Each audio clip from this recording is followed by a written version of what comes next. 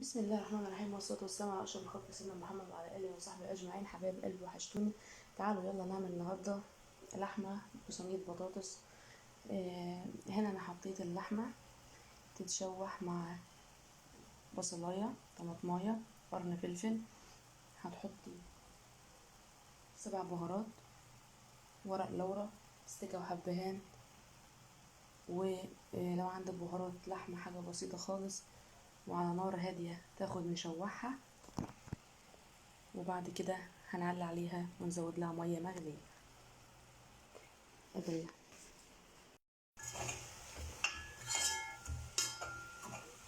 هنا نشوح اللحمه مع البهارات.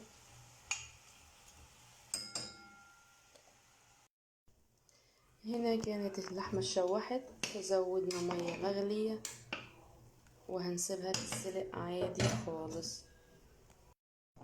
وهنا يا حبايب قلبي بقى نعمل صينيه صغيره كده حاجه جنب اللحمه.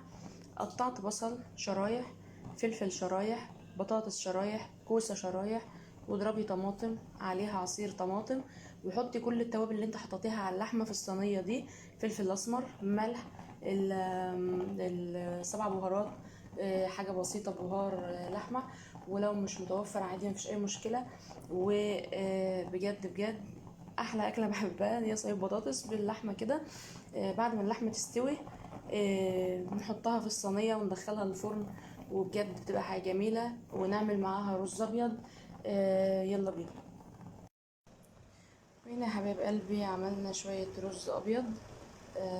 احنا بنحب الرز الابيض مع الاكله دي، ونسيبه على نار هاديه. طبعا كلنا عارفين بتعمل ازاي. اللي مش عارف، احنا غسلنا الرز، شوحنا شويه في حته سمنه، وبعد كده بنحط الميه بتاعته. نظبط الميه بتاعته ونحط الملح وبس على كده. وهنا لسه الخضار بيتعمل، ولسه طبعا اللحمه